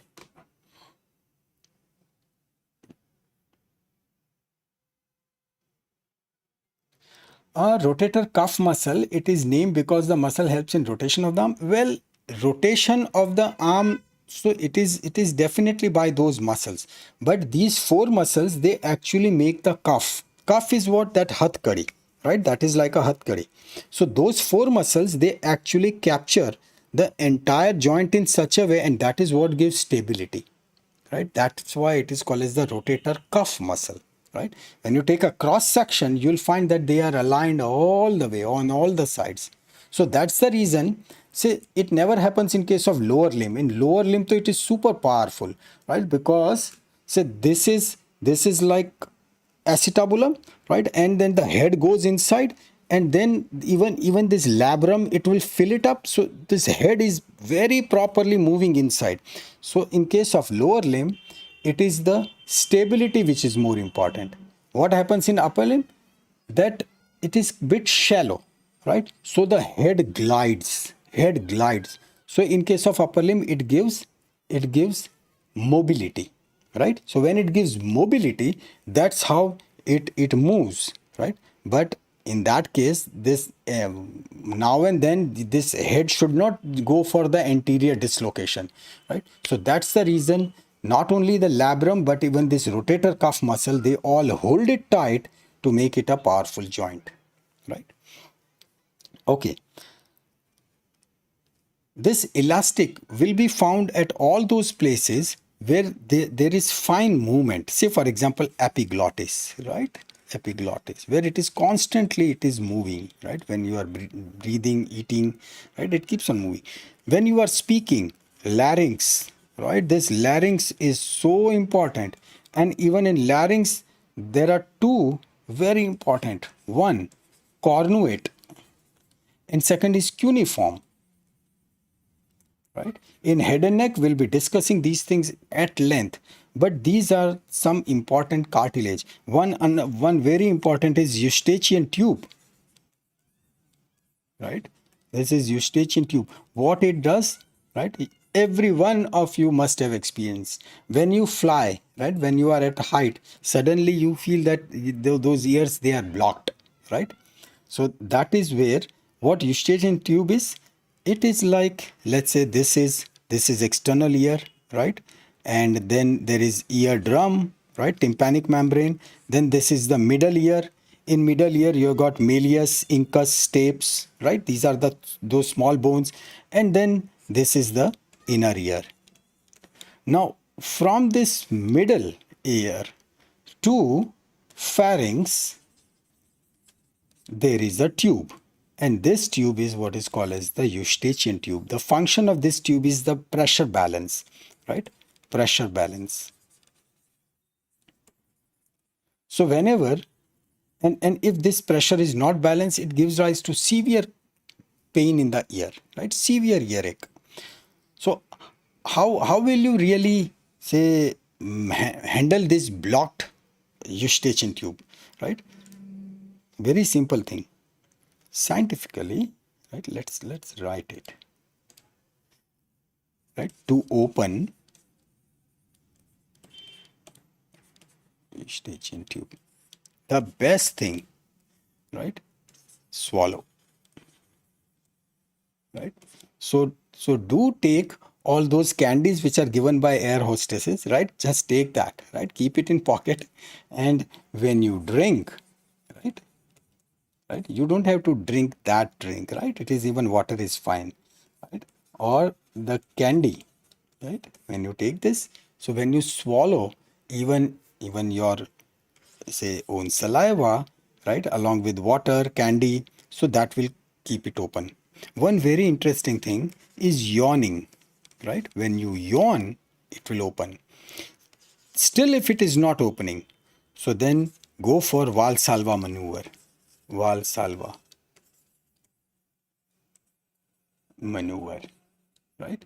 This Valsalva maneuver is how do you do it, right? You just close your nose, close your mouth, and then try to blow, right? So that will immediately pop open the Eustachian tube, and still these are the three best things to manage, right? To open. Still, if it is not happening, so then the fourth and very powerful, very effective thing is warm cloth, right? You just put the warm cloth, so what happens, because of warmth, that air expands and it will pop up. Still not effective, then there is only one thing you need to have nasal decongestant drops, right? Nasal decongestant drops, that will definitely open it up. Still, if it is not opening, so then it has to be diagnosed, and it has to be further investigated, right? So this was just like that. Okay, now this takes us for the final topic, and that is the joints. And for joints, we'll make it very easy. One, we'll see as per their function, and second, we'll see as per its structure. Correct? As per the function, as per the structure. What's the function of joint? Function of joint is only one. Well, that is mobility. So how much amount of mobility? So normally it is said that, well, joints, they are for the movement, but no. Now we'll see that many of the joints, they are there, but they are not for movement, right? So let's start with the functional part, right? So we'll see the functional part. In this functional part, you need to know just three terminology. These three terminology, because in case if you are not knowing, it becomes difficult. In the exam, it becomes difficult. Otherwise, you know it quite well. Whenever you are dealing with joints, remember the word arthrosis, right? Arthrosis. Yeah, this arthros means related to joint. True? That's right. That's right. That ET tube, when it is blocked, it affects your hearing ability. Obviously, because say it is the middle ear pressure. If that is affected, then malleus incus stapes, the way they should move, they won't move. That is when the tympanic membrane is vibrating, it pushes the malleus, it pushes incus, and then stapes. It is like a hammer. So everything is because of this mechanical action. It is multiplied. But when that pressure, that chamber is in pressure, so actually that movement part, it is restricted. So suddenly you'll find that you are hearing so less, right? That is what really happens. And the moment that pop opens, right, you feel as if you have achieved the entire world, right? Suddenly you start hearing so many sounds. Yeah, it actually happens, especially when you are flying for very long hours, right? If you are flying from India to US, so those 22 hours of flight and constant hum, and plus you are at the height of 50,000 feet, there is There is such thing what really develops in the form of block tube. Okay, so coming back to this arthrosis always remember. So I'll just say 1, 2 and 3, right? Arthrosis is common. So sin, right? So remember it like sin. So then if someone has committed sin, right, he is not allowed to move. So in that case, this is immobile. It means what? Synarthrosis. Synarthrosis. Synarthrosis type of joints are those joints in which there is no movement. So it is a joint. Yes, when two bones meet, it is a joint, right? So when there is no movement, it is called as the synarthrosis, right? Synarthrosis. These are the type of joints in which there is no movement. Say for example, skull sutures, right? Skull sutures. So all the bones of the skull, right, they are attached with each other and there is a joint in between, but well, there is no movement. Similarly, say we were talking about manubriosternal, manubrium and sternum. So manubriosternal joint, right, very important. That is for the rib counting. Then it is the level at which superior mediastinum and inferior mediastinum, that's the level. So that manubriosternal joint, right, manubriosternal joint, that is also synarthrosis. So you can just take it for definite that one question will definitely be asked from this page, right? Say, so synarthrosis, right? Then second is amphi. Amphi, again, arthrosis. So I'll just write amphi. Amphi means limited. There is some movement, but not much. It is the limited movement, right? So that is what is called as the amphiarthrosis. Where do we see this? Classically, intervertebral disc, right? Now you'll say that, well, we can move our entire spine like this. Well, gentlemen, you can. It is intervertebral disc. But the movement which you are doing, it is not related to only one, right? It is not related only to one vertebra. It is the combined effort of all those vertebrae, right, which are leading to that movement.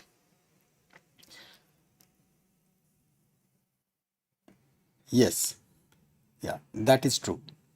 Okay, right, so that is intervertebral disc plus the pubic symphysis, right, pubic symphysis, that is also,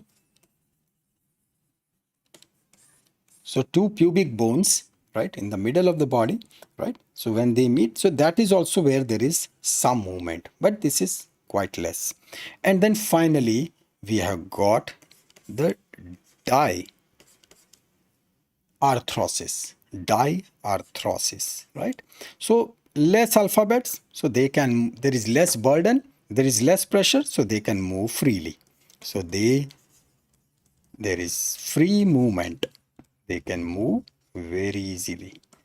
And then if it is doing like that, so then immediately we say, okay, if they are moving to in at how many axes they are moving. So if it is moving on one axis, so we say it is uniaxial, right? It is uniaxial. Uni means one. So for example, elbow. Now elbow, it moves in one direction, right? Even if you try to, as such, right to left, we try to, it is the whole hand is moving, right? It is the whole arm, it is moving. So uniaxial is just one axis. It moves on one axis, like say elbow, right? Then when there are two axes, so we call it biaxial, correct? Biaxial. So biaxial is like, say, MCP joint, right? Metacarpophalangeal joint. So over here, so one movement is this and second is this, right? So 1, 2. So these are on two axes. And when there are more than that, so that is on all the X, Y, and Z, all axes, so we call it, say, multi-axial, right? Multi-axial. So all those big joints, right? Say shoulder joint, right? You actually move it in any of the direction. Hip joint, right? Those bigger ones, so they are into shoulder or hip. So it is like multi-axial, Right? What I did is I combined two classification so that it becomes crystal clear that these axes, they are present only in the diarthrosis, one axis, two axis, or three axis, because in amphi or in syntho there is no movement. True. This takes us to the final part, and that is how the structurally they are arranged. This is actually very interesting. Structural, and this will give you a complete idea about all the joints, right? See the joints, and where there was one question also which was asked, so that's why I said that hang on, right? We are coming to that.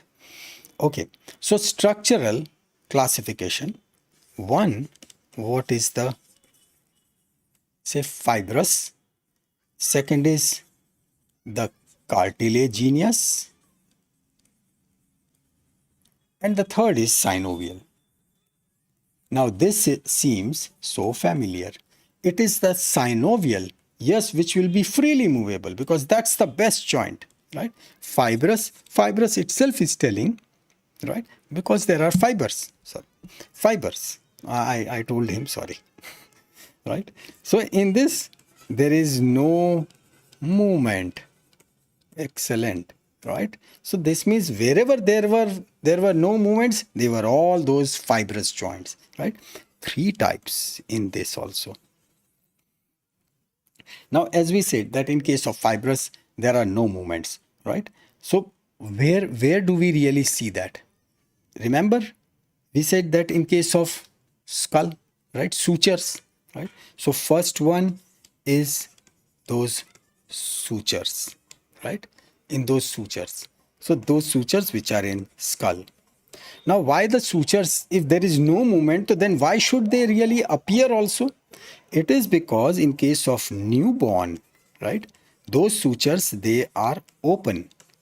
So during delivery, those sutures, right? Those bragma, lambda, all those things will come in abstracts, right? They actually glide. So when they glide, right, it makes the head smaller, and then that thing can be negotiated easily for the parturition or the delivery of the baby, right? So that's the reason that these sutures, they are so important. But as soon as age increases, immediately they all are sealed, right? And then when we go into more detail, so then there will be like some plain suture. So plain is what? That they both are like this, right? Then there can be, say, serrated suture. So serrated means one is like this, and the second is back to back parallel. It is like this, right? Like, say, sagittal suture, right? So sagittal suture, they are like serrated. Then there are like dentate, etc. But basically they all are sutures, so they are like, say, fixed. The second one, where now this is superb, something which I like the most. This is because the name itself is so impressive, right? It's like there was one movie, the name of that character was Dhurandhar Bhatavadekar. I thought that what an amazing name, right? If someone hears also, it gives that power, right? Dhurandhar Bhatavadekar. So now the name which is coming up is also like that. It is Syndesmosis, right? See, look at the weight of that name, right? It is what is called as the Syndesmosis, right? In Viva, I was dying that teacher should ask about this so that I speak syndesmosis, right? It looks so powerful. As such, it is very simple, right? Syndesmosis means when there are two adjacent bones, right? Two bones which are near to each other, right? Two adjacent bones, they are linked to each other, right? Linked together. Has someone figured out the name of that movie? No, not yet. Okay. So two adjacent bones, they are linked to each other, right? Like radius and ulna, right? So there is interosseous membrane. So between radius, right, and ulna, so these two bones, they are like linked. So that's why it is called as the interosseous, right? There is interosseous membrane, and this type of joints, they are called as the syndesmosis. Same way it occurs even in case of tibia and fibula, right? So tibiofibular or radioulnar, they are like syndesmosis type. And the last one, that is where in case of tooth, right? So in tooth, right, the tooth is put into that socket, right? It is what is called as the peg and socket, right? It is called as the peg and socket type of joint. So here also there is no movement, right? If there is movement over there, it's a trouble, right?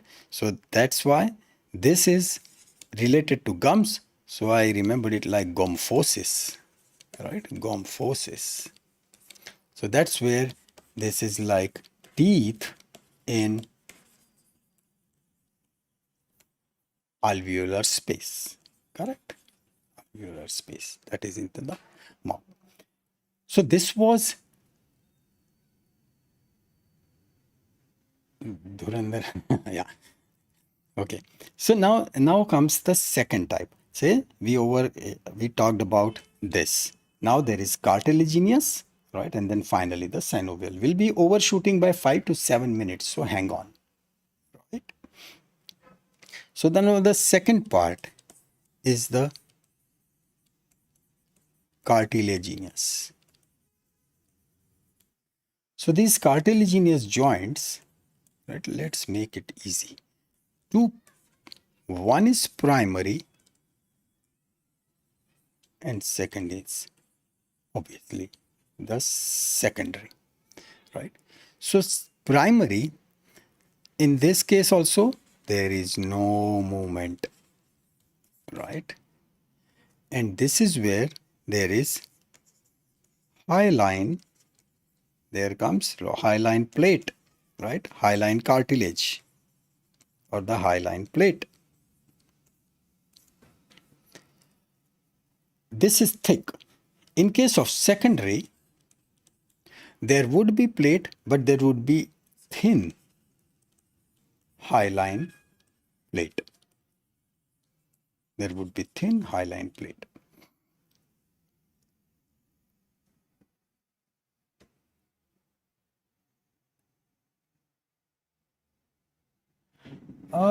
Yeah, see, please, just focus.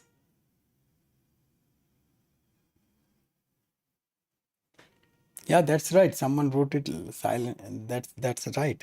Please study, right? Because all those discussions, they can keep on going at a later stage, right? And actually it happens because the moment you type something, right, when the screen moves, my attention goes over there. Okay. So coming back to this part, right? So in case of hyaline plate cartilage, there is no movement. We see this thing in case of epiphysis and diaphysis, right? So as the growth stops, that hyaline cartilage will be converted to that bone, right? So when the growth stops, right? It is this hyaline, it gets converted to bone, and then there is no movement. So between, say, this epiphysis and diaphysis, so when it gets closed, it means it's done, right? In case of, say, this thin, this is where the symphysis pubis will come into picture. Symphysis pubis, right? There is a thin plate. Intervertebral disc, right? There is a thin plate. So there is some movement. Manubriosternal joint, there is a thin plate. Right? These are all secondary cartilaginous, right? Over there, here it was a thick cartilaginous plate, while over here symphysis pubis, a very thin one.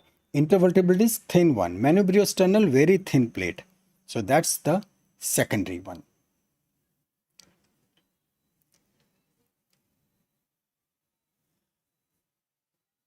Yes, notes will be shared, right? Let me finish the topic, then I'll, yes, this will, you will be getting it definitely, right? How, I'll let you know, Right now, please focus on this topic. That the third and the last one, which is called as the synovial joint, right? This is the synovial joint. This is the joint where things are all moving freely. So movements are definitely there, right? In this, it's okay. Someone wrote that all those saddle joint, this joint, ellipsoid, pivot, that's okay, right? That's fine. But things to know about it, right? Because all those types of joints, that's fine. But something which you need to understand very properly is the how exactly articular surface, hyaline cartilage, and the fibrous capsule, they are actually related to each other, right? So let's see this part. Say here is the head, right? And this is, let's say, acetabulum, right? So over here, inside there would be synovial fluid. Inside will be the synovial fluid. Now this entire system is packed with, right? Over here, it is packed with what's called as the fibrous capsule. This fibrous capsule, right? It is this fibrous capsule which is creating the whole situation like as if it is a gearbox, right? The way in your car, there is a gearbox and then it is filled with this fluid, gear fluid. So those gears, they move into that. Same way over here, this is a completely properly sealed cavity, right? Now, over here, it is this, what I am drawing right now. What I am drawing, this thick, it is the articular cartilage. That is the articular cartilage. So now this is a sort of double protection, right? Because this joint has to work for whole life, right? And this is articular cartilage is what type? You're right. It is hyaline, right? As we said, right? We have been discussing it right from the beginning. It is hyaline, right? And the whole thing is this fibrous capsule. It will be covering this entire part, and this whole unit is what is called as the articular capsule, right? Makes complete sense. It is called as the articular capsule. Now this articular capsule, if I really see it in more detail, there is the outer layer, there is the inner layer, right? Articular capsule. Outer side has got fibrous tissue. Why? Because we want to give the protection. So that is fibrous tissue. And the inner lining is having the synovial sheath membrane. And this synovial sheath or this synovial membrane, it will secrete, yes, you are right, synovial fluid. So how interesting, right? That entire fibrous capsule, outer is fibrous, the inner lining is synovial, and that's where it keeps on releasing that synovial fluid.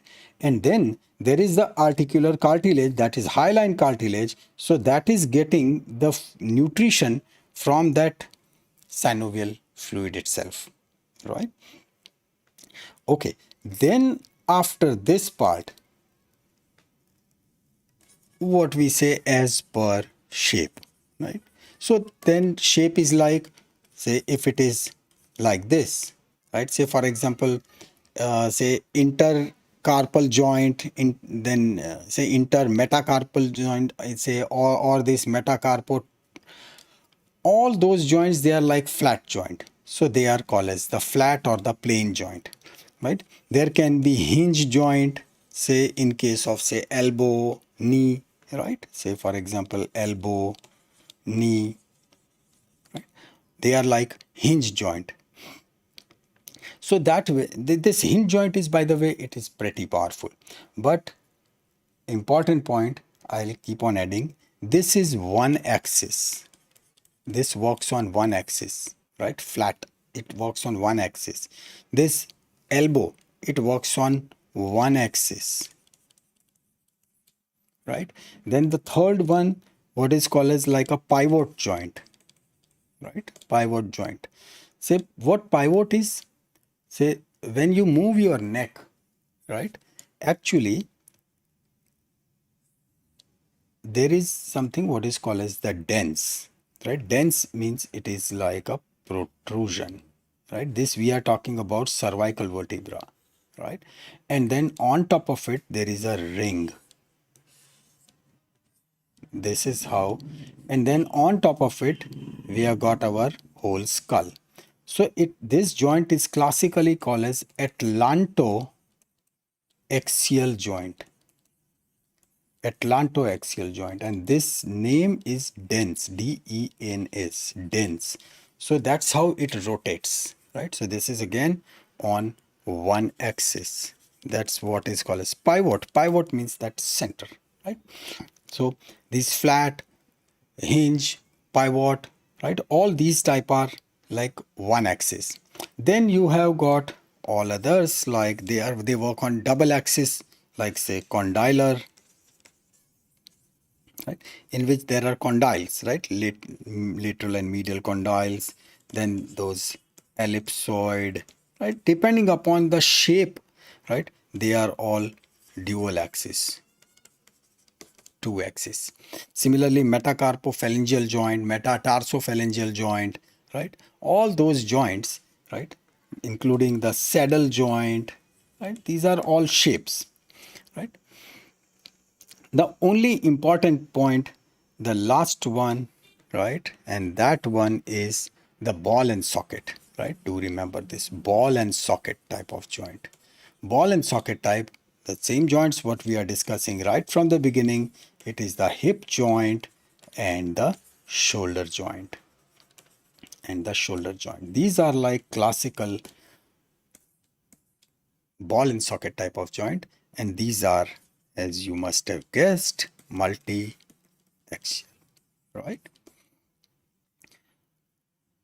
The joints where only two bones are involved, they are called a simple joint, and when there are multiple bones are involved, especially in ankle, right, in wrist, so we'll call them the compound joints, right? So this gives us the complete clarity about the skeletal system, right? So thank you so much. And regarding this note, right, I have just saved it, and within, say, as soon as we complete the session, you will be getting this into the same folder where I have kept yesterday's file, right? The link of that particular folder, it will be mentioned into the comment section, right? As such, it is there just underneath the first film. Okay. Yeah.